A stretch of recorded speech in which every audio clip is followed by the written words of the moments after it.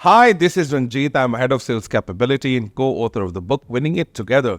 Recently, I've done 3 big certifications. The one in KPI from Australian Institute and Master Practitioner Neurolinguistic Program towards Brilliance. Another one from UK, that is Jigsaw Discovery Tool. It's employee profiling. आपको जैसे पता है कि हम HR पे बड़ी detail में बात करते हैं और द रंजीत कुमार शो में आज हमने जिस गेस्ट को दावत दी है उनका नाम है दानिश सदेटी साहब। इनका बहुत ज़बरदस्त किस्म का एक्सपीरियंस है। इनसे मेरी बात हुई। बात करते वक्त हमने इनसे कहा कि आज एक ऐसा टॉपिक पे बात करते हैं जो एक एम्प्लॉय का आज से नहीं बल्कि जब से ऑर्गेनाइजेशन का सिस्टम बना है तब से लेकर आज तक इनका बड़ा कंसर्न है। Tune in tech powered by Pakistan की मातहत आज हमने दानिश साहब को बुलाया। दानिश साहब हमसे बात करेंगे। दानिश साहब, हम ये चाहेंगे तमाम सुनने वालों को आप अपने बारे में बताएं कि आप कौन हैं। कौन से, मैं पहले बताऊं, आप मुझे बड़ी हीरोइक पर्सनालिटी लगते हैं। आपकी अगर मैं फोटो भी देखूं तो मुझे लगता है कि माशाल्लाह you have a very graceful personality. Thank you. So मैं चाहूंगा कि आप अपने पूरी जर्नी के बारे में बताएं। आपने तालीम में क्या किया, आपका एक्सपीरियंस कैसा रहा और आजकल जहां पर आप काम करें क्या आपका रोल है, इसके बारे में बताएं जी। Okay, so as far as education is concerned, so I had done Bachelor's of Public Administration from Karachi University in 2004. Right. Then Masters in Public Administration in 2005 from the same institution. Then after a break of 2 years, I had started LLB from SM Law College, and then I completed in 2010. So meanwhile, I had started my professional career at Ifroz Chemical Industries in 2005 as HR executive. And after some time, in fact, after 8 to 10 months, or you can say after a year service, I was inducted as management trainee at Hapco Power Plant, International Power Global Development Limited. And then I spent my 2 years time over there as management trainee. And then I joined GeoTV in 2008. Jio TV में आप programmes लोगों के देख रहे होंगे। आज आप programme में बैठे हुए हैं। जियो टीवी तो नहीं, द रंजीत कुमार शो तो है सर। नहीं है, किसी तरह भी जो है वो GeoTV के शो से कम नहीं है। Thank you for the compliment sir. Compliment. Yes. तो GeoTV में फिर अगेन 2 साल मैंने मतलब वहाँ पे एज सीनियर HR ऑफिसर वहाँ पे मैंने काम किया। और यहाँ पे यह है कि मेरा जो लर्निंग कर्व था उसमें बहुत ज़्यादा यूँ समझ लें कि बेहतरी आई। और वहाँ पे यूँ समझ लीजिए कि एक BU सेटअप था। राइट। टेक्निकल डिपार्टमेंट का मैं BU HR था। और वहाँ पे यूँ समझ लीजिए कि जो HR BP सेटअप होता है तो उसको मतलब उस तरह के मॉडल के ऊपर हम लोगों ने वहाँ पे काम किया। एक्सेलेंट। लीडरशिप वहाँ पे बहुत अच्छी थी। यंग लीडरशिप थी और काफ़ी एनर्जेटिक थी, डाइवर्सिफाइड थी। और ये कि वो इस बात को पसंद करते थे कि जितना लर्न करें उनके जो भी सबऑर्डिनेट्स हैं, जो उनकी टीम है, तो उतना ही वो अच्छी तरह से ऑर्गेनाइजेशन में अपना इनपुट दे सकेंगे। तो कॉन्फिडेंस काफ़ी वहाँ पे बिल्ड हुआ मेरा। लीडरशिप डेवलपमेंट मेरी वहाँ पर हुई और वहाँ पर मैंने ऐसी बहुत सारी चीज़ें सीखी जिनको मैं आज तक अपनी जहाँ भी मैं जॉब करता हूँ इम्प्लीमेंट करने की कोशिश करता हूँ। राइट। एब्सोल्युटली जी। देन उसके बाद मैंने एक US बेस्ड मल्टीनेशनल ऑर्गेनाइजेशन थी एवरी डेनिसन पाकिस्तान, वो मैंने ज्वाइन करी एज सीनियर एग्जीक्यूटिव HR। और वहाँ पर भी मैंने कोई 2 साल के टाइम पीरियड तक मैंने वहाँ पे जो है वो जॉब करी। वहाँ पर भी मैंने बहुत सारी चीज़ें सीखी, जैसे वहाँ पे ये जो एप्लीकेंट ट्रैकिंग सिस्टम जो आज ATS जो चल रहा है, तो वहाँ पे फर्स्ट टाइम मैंने इसको इम्प्लीमेंट करते हुए देखा, अपने हाथों से इम्प्लीमेंट भी किया। एग्जैक्टली अपने हाथों से इम्प्लीमेंट भी किया, देखा भी, इसको सीखा भी और उसके रिजल्ट्स भी जो है वो देखे। फिर उसके बाद वहाँ पे पीपलसॉफ्ट का एक सिस्टम जो था चल रहा था, तो वो उस टाइम काफ़ी मशहूर हुआ था HR के हवाले से, तो वो भी मैंने वहाँ पर जो है वो उसको प्रैक्टिस किया। राइट। देन उसके बाद फिर मैंने Kings apparel industries private limited join करी एज मैनेजर HR। और यहाँ पर जो मैंने अभी तक जो भी मैं सीखता हुआ अपने करियर में आया था, राइट, तो यहाँ मुझको फिर मौका मिला कि मैं इसको अब वहाँ पे अच्छी तरह से इम्प्लीमेंट करूँ और जो भी मैंने अपनी स्किल्स अपनी लर्न करी हैं उनको मैं यूटिलाइज करूँ। तो टाइम टेक्स के साथ आपका ताल्लुक कैसे पड़ा इन पूरे करियर जर्नी में? टाइम टेक्स से ताल्लुक कैसे बना आपका? टाइम टेक्स देखें, बात यह है कि जिस भी ऑर्गेनाइजेशन में मैंने काम करा है तो वहाँ पर कभी ना कभी जो है ना इस चीज़ की ज़रूरत पेश आई कि हम लोग जो है वो कोई ना कोई ऑटोमेट करें सिस्टम्स को। क्योंकि मैं जब भी किसी ऑर्गेनाइजेशन को ज्वाइन करा है तो वो उस टाइम उस फेज़ में होती थी कि वो अपने आप को ट्रांसफॉर्म कर रही होती थी राइट डिजिटलाइजेशन की तरफ। जी बिल्कुल सही। तो उसमें डेमो वगैरह जो है वो हम लोग बहुत सारी ऑर्गेनाइजेशन के लेते थे, तो टाइम टेक्स मेरी नज़रों से इन्हीं ऑर्गेनाइजेशंस पे से कहीं ना कहीं गुजरा था जो मुझको बहुत पसंद आया था। राइट। तो टाइम टेक्स से कौन कौन से आपने मॉड्यूल्स इस्तेमाल किए हैं अभी तक, और कुछ मॉड्यूल्स का अगर आप नाम लेना चाहें और उनमें आपने क्या लर्निंग किया और उनसे आपकी ऑर्गेनाइजेशन का जो रेड टैपिज्म है, ऑफिशियल बर्डन जो है काम करने का, ऑपरेशन बर्डन, वो कैसे कम हुआ, और आप क्या समझते हैं कि वाकई टाइम ट्रैक्स इस तरह का था जो आपकी नॉलेज में जिससे इजाफा किया और आपके काम को बहुत स्मूथ किया और ट्रांसपेरेंट किया? तो एक तो ये कि यूज़र फ्रेंडली है, ठीक है, इसका यूज़र इंटरफेस अच्छा है। मुझे ये बहुत ज़्यादा एक्सपेंसिव ऑप्शन नहीं है ऑर्गेनाइजेशंस के लिए। दूसरी चीज़ ये कि ये उस टाइम ये 500 या 500 से ज़्यादा ऑर्गेनाइजेशंस में ये परफॉर्म मतलब स्मूथ फंक्शनिंग कर रहा था। इसे मैंने ये अंदाज़ा लगाया कि इसमें जो है ना रिसर्च एंड डेवलपमेंट का बहुत ज़्यादा काम इसमें ऑलरेडी हुआ होगा। बिल्कुल सही। तो बहुत सारे जो बग्स आ जाते हैं ना, अमूमन अगर आप किसी नई ऑर्गेनाइजेशन की तरफ जाएँ और उनका सॉफ्टवेयर अगर आप यूज़ करें तो वो बग्स बहुत ज़्यादा उसमें आ रहे होते हैं। तो मुझे ये चीज़ थी कि इनका जो है वो बग सिस्टम नहीं होगा इन लोगों का। तीसरी चीज़ ये कि तो करंटली मैं इनका अभी अटेंडेंस मॉड्यूल मैंने यूज़ करा है, इनका लीव मॉड्यूल यूज़ करा है, एम्प्लॉई सेल्फ सर्विस पोर्टल है इन लोगों का, वो मैंने यूज़ करा है, और पेरोल मैंने इनका यूज़ करा है, और इसके अलावा इनका एक है जो डॉक्यूमेंट हैंडलिंग के लिए इन लोगों का एक मॉड्यूल है वो। तो ऑन एन एवरेज आपने 8-10 मॉड्यूल्स मैंने इनके यूज़ करे बिल्कुल। और 8-10 मॉड्यूल इस्तेमाल करते हुए क्या आप हैप्पी कस्टमर हैं या आपकी कोई कंप्लेंट्स है? मेरे ख्याल से इनका कस्टमर सर्विस इतना बड़ा ज़बरदस्त है, आपको रिस्पॉन्स इतना अच्छा करते हैं, कंप्लेंट्स हर जगह होती हैं। सो आप कैसे इनकी सर्विसेज से मुत्तफिक है? आपको इनकी सर्विसेज को लगती है कि यार बड़ी मज़ेदार है? बात यह है कि ये जो कोई भी सिस्टम जो परफेक्ट तो नहीं होता, कोई परफेक्ट नहीं होता, उसमें मतलब कुछ ना कुछ चीज़ें जो हैं वो होती हैं, लेकिन अगर आप ये देखें कि जो परसेंटेज है आपकी सेटिस्फेक्शन की वो हायर साइड पर है या डिससेटिस्फेक्शन जो है वो हायर साइड पर है। तो आप कैसे रेट करते हैं टाइम ट्रैक सिस्टम को सर? रेट करना I think would be something like कि शायद ठीक है, चलो ऐसा करते, satisfaction is better, satisfaction is better, उसका ग्राफ बेटर है भाई, जो कंप्लेंट्स है वो अपनी जगह है लेकिन रिजॉल्व हो, तो टाइमली रिजॉल्व हो जाती है। इनका सिस्टम कंप्लेंट्स को रिजॉल्व करने का बड़ा अच्छा है, इन्होंने एक पोर्टल हमें इसका भी दिया हुआ है। यस, और अगर उसके ऊपर हम लोग अपनी कंप्लेंट जो है वो लॉन्च कर देते हैं तो विद इन अ डे हम लोगों को उसके ऊपर आंसर क्वेरी जो है हमारी रिजॉल्व हो जाती है। सो दानिश साहब, अगर इन नटशेल अगर मैं बात करूं कि आजकल आप कहाँ काम कर रहे हैं और क्या वहाँ पर भी टाइम ट्रैक्स का सिस्टम यूज़ कर रहे हैं या फिर कोई और चीज़ में आप इंगेज्ड हैं in terms of HR system? Currently मेरा ताल्लुक एक शिपिंग कम ऑर्गेनाइजेशन के साथ है जी, और ये कि मैं फ़िलहाल इन लोगों का एक्टिव यूज़र हूँ। Active user, excellent. और मैं समझता हूँ कि टाइम ट्रैक्स के जो स्पेशली कस्टमर सर्विसेज सपोर्ट है या जो उनके जो लीडर्स हैं, लीडरशिप है, बड़ी मज़ेदार है, वो डाउन द अर्थ है और वो ग्राउंड पे जाके खुद भी काम करती हैं और मैं समझता हूँ कि पूरी टीम भी माशाल्लाह बड़ा ज़बरदस्त इंगेजमेंट दे रही है। रिसेंटली हमें एक हमारा पेरोल रन चल रहा था और उसमें हमें उसमें हम लोगों को इनकी सपोर्ट की ज़रूरत पड़ी, राइट। तो यूँ समझ लीजिए कि कुछ लोग इनके हमारे कांटेक्ट में नहीं आ रहे थे, वो छुट्टी का दिन था इनफैक्ट, तो इनकी मैनेजमेंट जो है वो इन्वॉल्व हो गई इसमें, राइट। और ये कि हमारा जो इशू है वो उस दिन रिजॉल्व हो गया। Thank you very much. छोटे से ब्रेक के बाद दानिश सिद्दीकी साहब से दोबारा बात होती है, छोटा सा ब्रेक है, ब्रेक के बाद टाइम ट्रैक्स, दानिश सिद्दीकी और द रंजीत कुमार शो का टाकरा दोबारा शुरू होगा। Thank you much.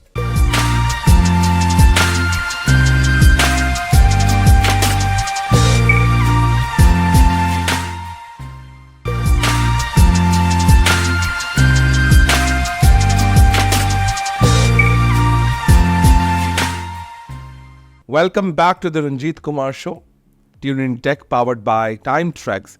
आज हमारे साथ मौजूद हैं दानिश सिद्दीकी साहब, जो बड़े ज़बरदस्त प्रोफेशनल हैं, HR में काम करते हैं। He is a really a season professional in HR fraternity. बहुत मज़ा आ रहा है इनके साथ बात करते हुए, because he is not just a manual HR. He's not a traditional HR. He's a tech-driven HR. तारे साहब, मैं आपसे एक सवाल पूछना चाहता हूँ. ये टेक्नोलॉजी का सवाल नहीं है. जब भी जिसी भी इदारे में आप जाएं और जिस इदारे में आप किसी भी एम्प्लॉई से बात करें, उनका जो सबसे बड़ा पेनफुल जो कंसर्न होता है कि HR कुछ नहीं करता. HR is always in bad books. तारे साहब, आपके जाने के बाद या आपके आने के बाद या आपके होते हुए क्या वाकई HR बैड बुक्स में होता है या रहता है? आप इसके बारे में क्या कहेंगे? अच्छा देखें, ये जो एक मैं समझता हूँ जो आपका जो क्वेश्चन है ना, ये एक मैं समझता हूँ कि मिथ रह गया है अब. ये अब एक मिथ रह गया. ये शायद किसी टाइम पे होता होगा जब HR जो है वो इवॉल्व हो रहा था ना. HR जब पर्सनल मैनेजमेंट था, HR डॉक्यूमेंट्स और हायरिंग एंड फायरिंग करता तब के दौर में. जी. अच्छा, ये दूसरी चीज़ ये कि शायद ये वहाँ पे अभी भी मतलब बैड बुक्स में आ जाता होगा, जहाँ पर ये सवाल कर लेता होगा कि क्यों. क्योंकि जब भी कोई आपसे सवाल करेगा ना, और ऐसा सवाल करेगा जो सवाल होगा भी रेलिवेंट, हाँ, तो बुरा ही लगेगा. वो बुरा लगेगा क्योंकि हाँ, मुझे लगता है लोग सवाल करना तो पसंद करते हैं. हाँ. जब उनसे किया जाए तो बुरा मान जाता है. एग्जैक्टली.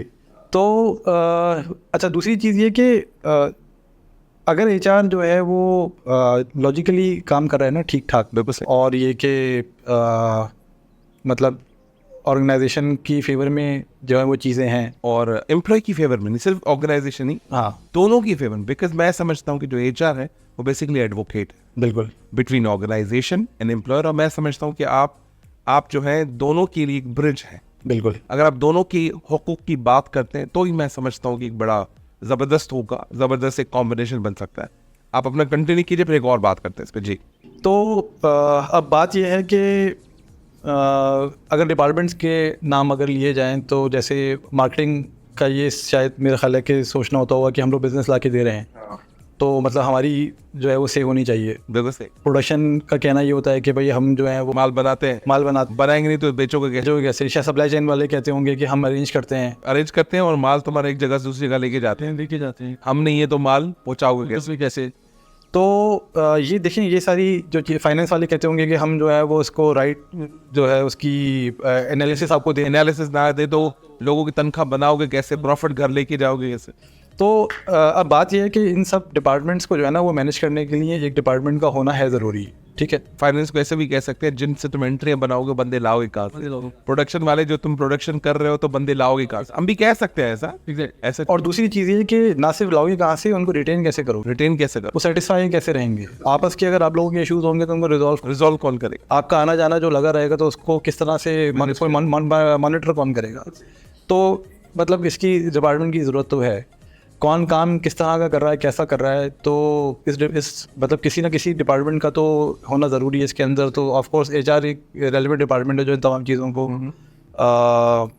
मॉनिटर कर रहा है और मैनेज भी करता है. बैड बुक्स में इसलिए है क्योंकि आप सवाल करते हैं और राइट क्वेश्चंस करते हैं कि ये काम क्यों नहीं हुआ, ये काम हुआ, आपने ये काम ABC पॉलिसी के तहत होना चाहिए था, आपने नहीं किया.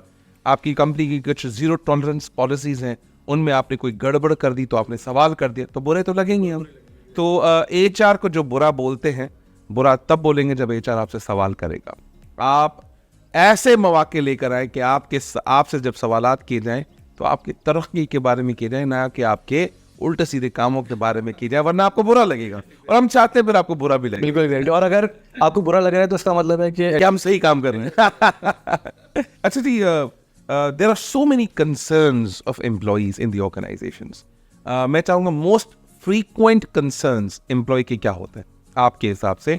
इतने सारे 10-12 साल का जो आप एक्सपीरियंस रखते हैं, उनमें से most common concerns क्या है एम्प्लॉयज़ के?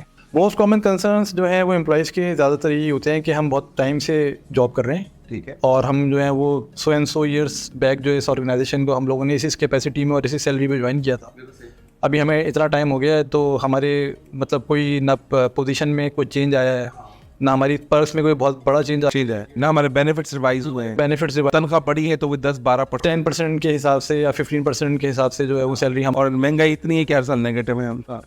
एग्जैक्टली तो बिल्कुल ऐसे ही इसी तरह के कंसर्न्स जो है वो ज़्यादातर होते हैं। बिल्कुल सही। तो इसमें देखें बात यह है कि अच्छे एम्प्लॉई को जो है ना, कोई भी अगर एम्प्लॉई अच्छा एम्प्लॉई, मैं डेफिनेशन ये दूंगा कि जो एक प्रोडक्टिव एम्प्लॉई है आपका, performing employee, performing employee, high potential employee है, एग्जैक्टली जो 100% ऑब्जेक्टिव दिए जा रहे हैं बट ही डिलीवर्स 150%। बिल्कुल, he is literally good employee for the company. Exactly. तो देखें इस तरह के एम्प्लॉयज ये वाला कंसर्न लेकर नहीं आ रहे होते। ठीक है, जो बात यह है कि आप जहाँ पे अपना कंसर्न इस तरह का शो कर रहे हैं ना, वहाँ पर आप ये भी देखें कि आपने अपने अंदर क्या तब्दीली जो है वो लेकर आए हैं। बिल्कुल सही, बिल्कुल सही। ठीक है, ऑर्गेनाइजेशन भी आपके बारे में सोचेगी, लेकिन सबसे पहले आपको अपने बारे में सोचना है। यस। अगर आप अपने बारे में नहीं सोचेंगे तो दूसरा देर में सोचेगा आपकी, दूसरा देर में सोचेगा। Exactly. तो you need to think for yourself first. और जो हाई परफॉर्मिंग एम्प्लॉय है, मैं समझता हूँ कि ये बात कड़वी जरूर है लेकिन कहना चाहिए। अगर मुझे पता है ना सर कि मैं अपनी टीम का बाबर आजम हूँ और मैं परफॉर्मर हूँ, तो मुझे सोशल मीडिया की जरूरत नहीं है। एग्जैक्टली। और अगर मैं रन्स बना रहा हूँ तो मुझे किसी कमेंटेटर की जरूरत नहीं, तो वो मेरे लिए तारीफ करे या बुराई करे। इवन देन के अगर कुछ ऐसे टाइम्स आते हैं कि जब बाबर आजम आपके टीम का या आपकी कंपनी का बाबर आजम परफॉर्म नहीं कर रहा होता, लेकिन कंपनी को उसके पोटेंशियल का मालूम होता है, पता है कि यार ये is a runs machine, he is a scorer, तो वो उसके ऊपर इन्वेस्ट भी करेंगे, वो उसका वेट भी करेंगे, वो उसको मोटिवेट भी करेंगे, उसको ट्रेन और मैं समझता हूँ उसको वक्त भी देंगे और आप अपनी परफॉर्मेंस रिवाइव करें, क्योंकि हमें पता है over the period of time you perform better. और मैं आपको ये बिल्कुल एक प्रैक्टिकल बात बता रहा हूँ कि ये इसी तरह से ऐसा ही होता है, ऐसा ही होता है। तो आपको बाबर आजम बनना है या अहमद शहजाद बनना है, डिसीजन इज योर्स। आप फेसबुक पे बैठ के और यूट्यूब पे बैठ के आप बुराई करके पैसा तो कमा सकते हैं, it's not a long term.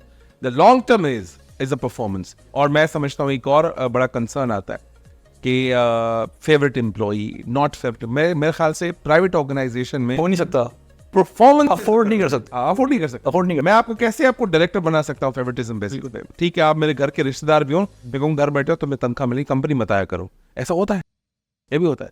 मतलब तो चलो ठीक है, मैंने फेवर कर भी दी, मैं कंपनी में रखूंगा नहीं, बिल्कुल, because I don't want to lose money. Exactly. तुम्हारे होने से पैसा लूज हो रहा है।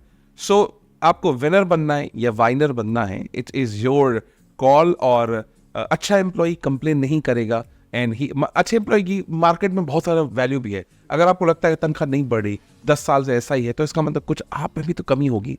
अपने आप को अपग्रेड नहीं किया, डेवलप नहीं किया। एक और सवाल, छोटा सा ब्रेक लेते हैं। एक और जंग चल रही है मार्केट के अंदर, यार ये तो यार वो है कागजों वाला एचआर है, ये मैनुअल एचआर है, और ये वाला जो है ना टेक ड्रिवन एचआर है। आप किसके बड़े फैन हैं और क्यों टेक्नोलॉजी वाले एचआर के फैन हैं, और टेक्नोलॉजी अडॉप्ट करने के लिए आपको कौन सी बेसिक्स जाननी चाहिए ताकि बाकी लोगों का भला हो सके? जी अच्छा, फैन होने की अगर आप बात करते हैं, ज़ाहिर टेक्नोलॉजी का दौर है तो टेक्नोलॉजी की तरफ ही जाएंगे। और ये जो पेपर वाला एचआर है ना, ये शायद किसी ऐसी ऑर्गेनाइजेशंस में शायद अब रह गया होगा जो अभी जिन्होंने इतना फ्लरिश जो है वो बिजनेस वाइज नहीं किया होगा, या शायद वो लोग अभी मतलब वहाँ नहीं पहुँचे होंगे, मेंटली नहीं पहुँचे होंगे या फाइनेंशियली नहीं पहुँचे होंगे, मे बी ये हो सकता है। लेकिन ये जो एचआर की जो एक सोच है ना, वो अब काफ़ी हद तक डेवलप हो चुकी है। तो ये पेपर वाला एचआर अब बहुत सारी जगहों के ऊपर रहा नहीं है।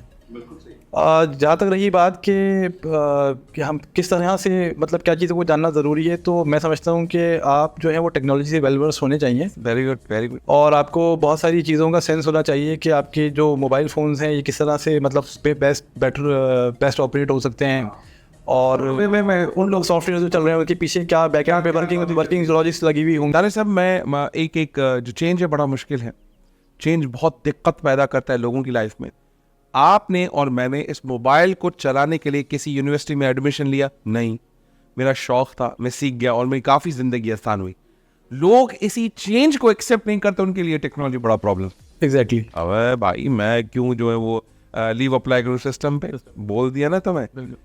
यही हम उनसे पूछते हैं कि देखो हम ट्रांसपेरेंसी मैनेज कर रहे हैं, आपका भला कर रहे हैं।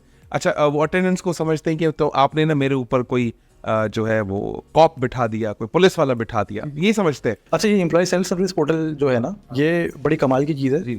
और इसमें ये जो ऐसे लोग थे ना जो इस सोच के थे कि मैं ये टेक्नोलॉजी क्यों यूज़ करूँगी, तो जब इन लोगों को हमने इसके एडवांटेजेस एडवांटेज बताए और जब उन्होंने उन एडवांटेजेस को प्रैक्टिस किया, तो अब वो समझ लीजिए कि ये सोचते हैं कि यार वो भी क्या टाइम था कि हम लोग जो है एचआर को फ़ोन करके पूछते थे कि मेरा लीव बैलेंस कितना, कल में अटेंडेंस मेरी है या नहीं है, आज पता मिस क्यों हो गई, मैं 1 महीना पहले ट्रेनिंग पे गया था वो अपडेट नहीं हुई इसमें सिस्टम में, तो वो क्यों नहीं हुई। तो ये तमाम चीज़ें जो है और दूसरा जो आज सबको एक पीएफ का मसला रहता है, हाँ। या फिर मेरा कितना बैलेंस पे स्लिप में जो मुझे कहीं और 6 महीने पुरानी पे स्लिप देते हैं मुझे, और उसके बाद आपके पास लाइन लगाओ, कभी किसी से क्रेडिट कार्ड ले लिया, गाड़ी निकलवा ली, जी। तो लाइन में लगे मैं एचआर पे स्लिप द काम, now you have everything in on your portal. Absolutely yes. तो मुझे आपकी बड़ी प्यारी बात लगी है कि एचआर की एक जिम्मेदारी बनती है कि आप लोगों को ये मत गिनवाएं कि आपको ये सारी टेक्नोलॉजी यूज करनी है, पहले उनको फवायद गिनाएं, क्योंकि वी ऑल पीपल थोड़ा सा ग्रीडी तो है ना, हम पहले अपना फायदा सोचते हैं, बाद में कोई काम सोचते हैं। सो उनको मुझे लगना चाहिए कि पहले हमको फवायद गिनवाते हैं, बाद में काम की बात करेंगे। सो दानिश साहब बड़ा ज़बरदस्त है जी, मुझे आपका माइंड सेट मुझे अप्रोच इतना प्यारा लग रहा है। हालांकि हम बातें बड़ी बेसिक सी कर रहे हैं, ये अप्रोच अगर हर ऑर्गेनाइजेशन में आ जाए तो मैं समझता हूँ कि एम्प्लॉयज़ कभी भी कंप्लेन नहीं करेंगे, एचआर बैड बुक्स में नहीं होगा, और जो एम्प्लॉयज़ के कंसर्न्स हैं वो भी काफ़ी दर से घट जाएंगे। और ये बेसिक्स की जो आपने जैसे बात करी ना, तो मैं आपको कहूँ कि बेसिक्स आपकी ना स्ट्रांग होनी चाहिए। हाँ, तो आपकी जितनी भी फाउंडेशन अगर आपकी स्ट्रांग है ना, तो आपकी जो भी बिल्डिंग्स होंगी वो आपकी सस्टेन करेंगी लॉन्ग टाइम। खूबसूरत बिल्डिंग नहीं चाहिए साहब, एग्जैक्टली मजबूत जड़ चाहिए, उसके ऊपर जो बनाना है बना सकते हैं। Thank you very much time tricks for assigning one of the excellent guest, जो मैं समझता हूँ कि जो फाउंडेशन की बात कर रहे हैं, रूट्स की बात कर रहे हैं। Tune in tech powered by time tricks में छोटा सा ब्रेक लेते हैं, मिलते हैं छोटे से ब्रेक के बाद दानिश साहब के साथ। Thank you very much, god bless you.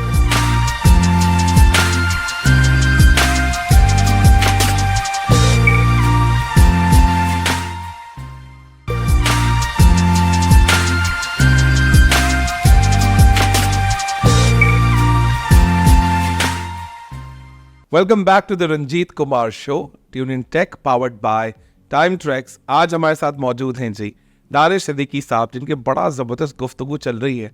और गुफ्तगू सिर्फ ऐसी नहीं है, उन्होंने जो अपनी ज़िंदगी में बहुत सारे काम किए हैं उनके बारे में वो बात कर रहे हैं। टाइम ट्रैक्स के बहुत सारे पावरफुल मॉड्यूल्स यूज़ करें, जिसमें अटेंडेंस है, लीव पॉलिसी है, एम्प्लॉय सेल्फ सर्विस पोर्टल है, डॉक्यूमेंटेशन का पोर्टल है, इसके अलावा बहुत सारे और भी मॉड्यूल्स इस्तेमाल कर रहे हैं।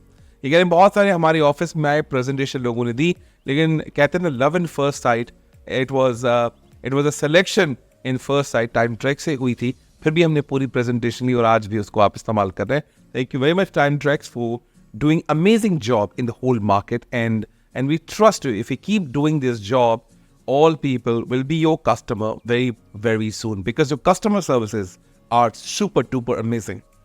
सर, अभी तक आपने क्या माइलस्टोन अचीव किए हैं, आपने अभी क्या माइलस्टोन अपने बनाए हैं जो आपके फ्यूचर में आप चाहते हैं कि यार ये चीज़ मिल जाए तो वाह ज़बरदस्त हो जाएगा?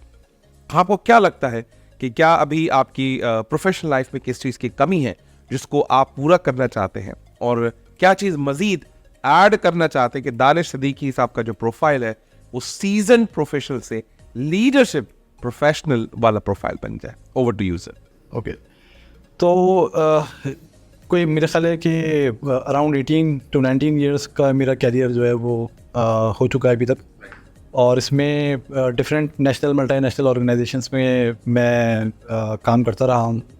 तो उसमें बहुत सारे प्रोजेक्ट्स जो है वो मैंने किए। तो उसमें एक प्रोजेक्ट जो है वो मैंने कॉस्ट रैशनलाइजेशन का एक कंपनी में किया था। तो वहाँ पे ये था कि जो मैन पावर थी उसको 20% रिड्यूस करना था। बिल्कुल सही। और जो कॉस्ट थी उसको 15% तक। लेकिन बहुत कठिन काम है, इतना आसान काम नहीं है, बड़ा जिगरे वाला काम है। जिगरे वाला काम भी है क्योंकि इसमें काफ़ी ज़्यादा स्ट्रेटेजी जो थी वो इन्वॉल्व थी। लेकिन एचआर का असल टेस्ट वही है। बिल्कुल एग्जैक्ट, असल टेस्ट वही, पेशेंस, इमोशंस। एग्जैक्टली। तो उसमें फिर इस तरह से था कि जो ऑर्गेनाइजेशंस होती है ना, वो अमूमन जब स्टार्ट होती है ना, तो वो उस टाइम बहुत सारी चीज़ों की उन्होंने प्लानिंग नहीं की होती, जिसमें एचआर प्लानिंग जो है वो मिसिंग होती है। होता ये कि वो हैपहैज़र्ड जो है वो लोग जो हैं हायर कर लेते हैं, इंडक्ट कर लेते हैं, और उसके बाद फिर ये कि उन्हें पता ही नहीं होता कि इतने लोगों की ज़रूरत थी भी कि नहीं थी।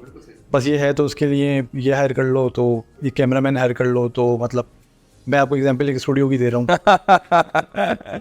तो इनकी जगह दो क्या मैंने हायर कर लो। तो इसी तरीके से होता ही है कि ओवर स्टाफिंग हो जाती है। ओवरस्टाफ। और ये शायद अगर चंद हज़ारों की बात हो तो शायद कोई ऑर्गेनाइजेशन इसको अफोर्ड कर ले, लेकिन जब ये मिलियंस और फिर ये टुवर्ड बिलियंस की तरफ अगर ये आपका पेरोल जाने लगता है तो फिर आपको काफ़ी तकलीफ होती है। बिल्कुल सही। तो उसको मैंने as per guidance of the management मैंने उसको इम्प्लीमेंट किया। एक प्रोजेक्ट था हमारा और उसमें दिन रात जो था वो हमारे उसमें लगे हुए थे, मतलब घर वगैरह हम लोग नहीं जाते थे।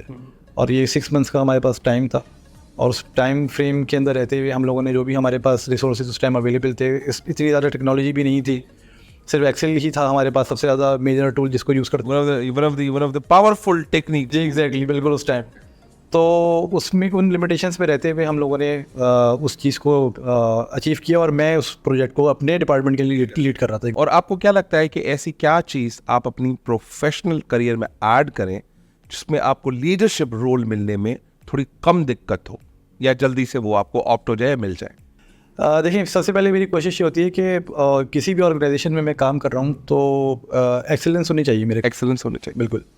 और एक जो है ना उसमें प्रोफेशनलिज्म उसमें नज़र आना चाहिए काम में। ठीक है, ये चीज़ अगर मैं कंसिस्टेंट रहूँगा ना इस चीज़ में तो मुझे किसी भी वक्त लीडरशिप रोल जो है वो मिल सकता है। और मैं आपको दुआ करता हूँ आपको बहुत जल्द मिल जाए, बिकॉज यू आर माशाल्लाह बड़ा ज़बरदस्त काम कर रहे हैं।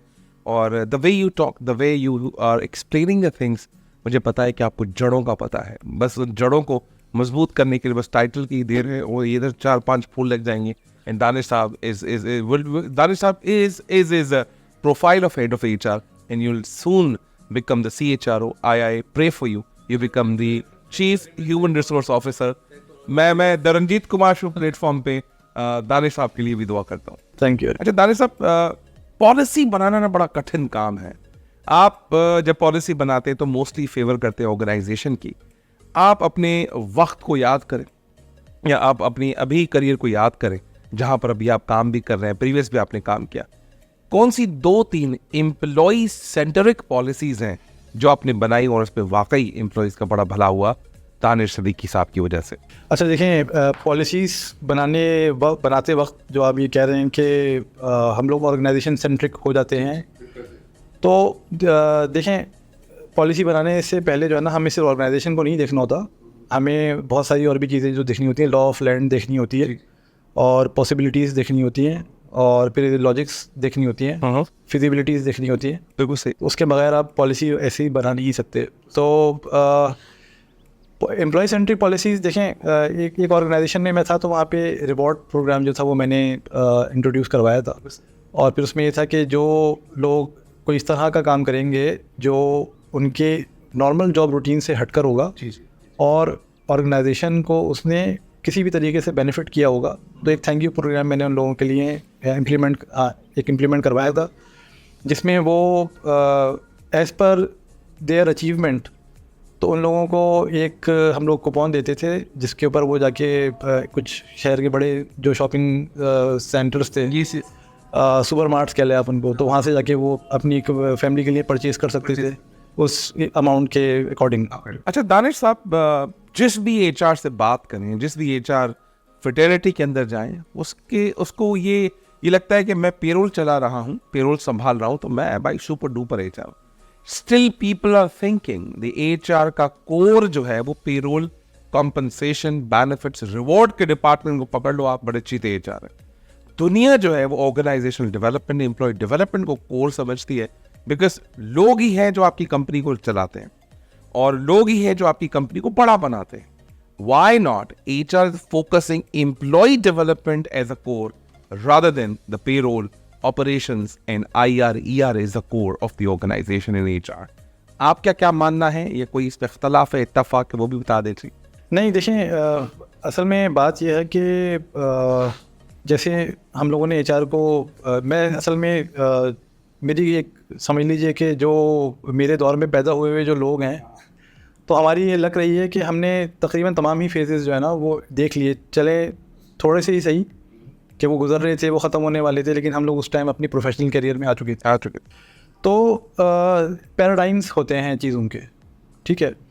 तो अभी एचआर जिस पैराडाइम में है, हमारा जो सबसे पहला वाला पैराडाइम था वो पर्सनल एडमिनिस्ट्रेशन वाला पैराडाइम था।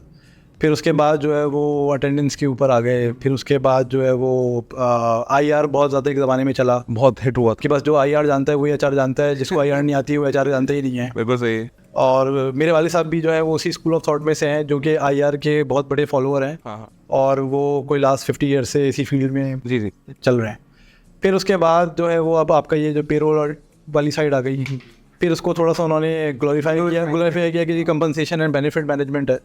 तो अब देखिए ये तमाम पैराडाइम जो है ना ये गुजर चुके हैं। अभी ये जो आपका ये जो पेरोल और कॉम्प एंड बेन वाला जो पैराडाइम है अब ये जाने लगा है। और अब मैं समझता हूँ कि ये एम्प्लॉई डेवलपमेंट की तरफ जो है वो अब चीज़ें, employ development, employ engagement, well being, mental health, ये इस तरह की चीज़ें। मेंटल हेल्थ भी जो है वो बहुत ज़्यादा फोकस इस टाइम हो रही है। और यूँ समझ लीजिए कि अभी शायद पाकिस्तान में तो ये कम ही है, लेकिन ये जो इंटरनेशनली अगर आप देखें, इवन गल्फ में भी अगर आप देखें, तो ये मेंटल हेल्थ के हवाले से काफ़ी ज़्यादा जो है वो, आप देखिए मेंटल हेल्थ का डे मनाया जाता है, लाखों रुपए के सेशंस कराए जाते हैं। इवन मेरी करंट कंपनी जो है उसने मुझे अभी लाइट हाउस अरेबिया एक इंस्टीट्यूट है, तो वहाँ से मुझे उन्होंने मेंटल हेल्थ फर्स्ट एडर की सर्टिफिकेशन जो है वो करवाई है। बिल्कुल सही। सो दैट ये कि मैं अपनी एम्प्लॉय एंगेजमेंट के लिए अपनी ऑर्गेनाइजेशन में काम करूँ। बिल्कुल भाई, तो ये चीज़ें फोकस अब होने लगी। एब्सोल्युटली। तो नेक्स्ट पैराडाइम जो है वो नेक्स्ट पैराडाइम जो एम्प्लॉय वेलबींग का, आपका भी स्कूल ऑफ थॉट एग्जैक्टली जो मॉडर्न इंटरनेशनल मेथड है उस पर चल रहा है। Last question of the day,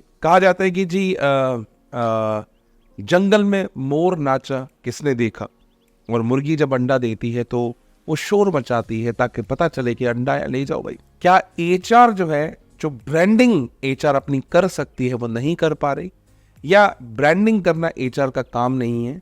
अगर है तो what is the role of HR branding, employer branding, उसमें एचआर का क्या काम है?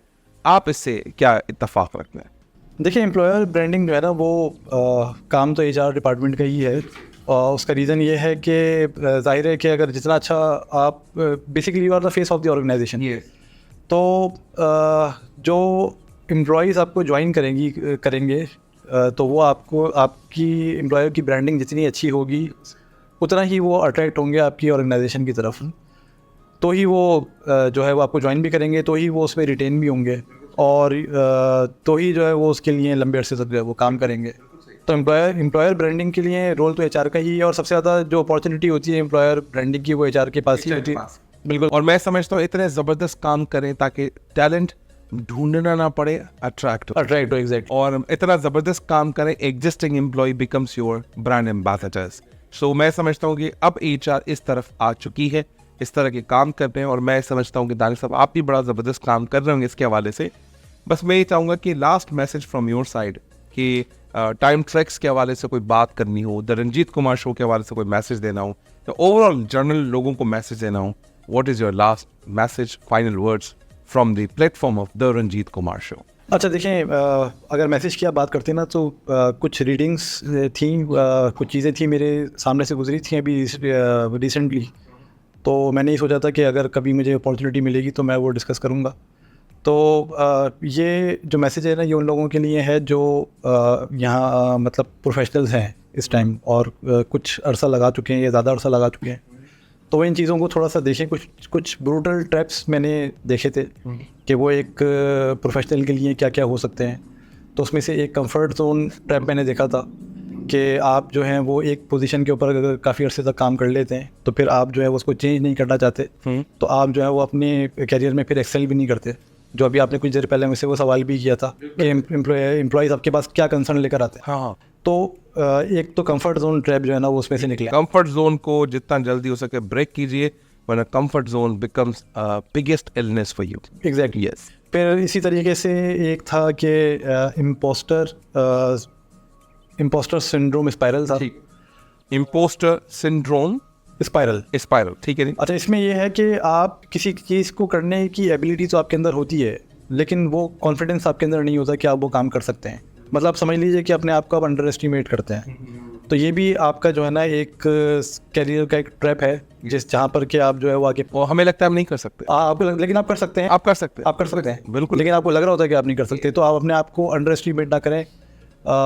कोशिश करें कि नई चीज़ों की तरफ जाएं। ये दुनिया किस मतलब अगर दुनिया में जितनी चीज़ें हैं, जो चीज़ें चल रही हैं, उसमें ह्यूमन रिसर्च, ह्यूमन बीइंग्स का बहुत बड़ा रोल है। खुदा ने अक्ल दी है, अक्ल को इम्प्लीमेंट और एग्जीक्यूट कौन कर, इंसान ही कर रहे हैं। ये सब कुछ हो सकता है, बस एक बार एग्जीक्यूट करना है, सोच लाएं। बिल्कुल सही है जी। बिल्कुल इसी तरीके से वैसे काफ़ी सारे थे, लेकिन मैं एक और डिस्कस करना चाहूँगा, जैसे कि नेटवर्किंग निगलेक्ट एक ट्रैप है, ठीक है। तो उसमें यह है कि आप अपनी ऑर्गेनाइजेशन में काम करने में इतने मगन हो रहते हैं कि आप जो है वो लोग जो मतलब इंडस्ट्री में और आप दूसरी ऑर्गेनाइजेशन पे जो काम कर रहे हैं, तो उनके साथ आपका कोई जो है वो ताल्लुक़ वास्ता होता नहीं है। तो ये चीज़ भी जो है ना आपके करियर में काफ़ी आपको सफ़र करने में मतलब वो काफ़ी सफ़र कराती है आपको अपने आपने बड़ी पावरफुल बातें की। कंफर्ट जोन को जितना जल्दी आप ब्रेक करेंगे, उतना आप लर्निंग एंड ग्रोथ जोन में एंटर होंगे। जितना आप इम्पोस्टर सिंड्रोम स्पाइरल से निकलेंगे, आपके लिए एक नई दुनिया इंतजार कर रही है। एग्जैक्टली। और आखिर में आपने कहा नेटवर्किंग निगलेक्ट जो आप करते हैं, तो आप लोग अपने काम के अलावा बाकी लोगों, बाकी कंपनी को वक्त देंगे, तो मैं समझता हूँ कि आप इसमें ये था कि कम से कम 3 लोगों से जो है ना आप एक महीने में नए लोगों से 3 नए लोगों से आप जो है वो ज़रूर मिले। और मैं समझता हूँ कि रंजीत कुमार पॉडकास्ट है ही ऐसा, हर महीने को 10-15 लोग। देखिए मैं आपसे मिलने आया हूँ, इस महीने का एक हो गया, 2 रह गए। तो हम एक बड़ा सेमिनार करेंगे, जितने भी हमारे गेस्ट गुजरे उनको हम दोबारा बुलाएंगे इस प्लेटफॉर्म पे, ताकि उनका हम शुक्रिया अदा कर सकें। उनकी वजह से ये काम चल रहा है, उनकी वजह से लोगों को बड़ा जो नॉलेज स्किल एबिलिटी में इजाफा हो रहा है। तो हम इस चीज़ को जारी रखेंगे। Thank you very much time tracks tune in tech by Pakistan. बड़ा मज़ा आया, बड़ा ज़बरदस्त लगा तानिश साहब, एंड इंशाल्लाह आपसे दोबारा मुलाकात होगी किसी और जगह, या दोबारा द रंजीत कुमार शो में आपको दावत देंगे एक अच्छे नए टॉपिक पे। God bless you, take care, god bless you, thank you.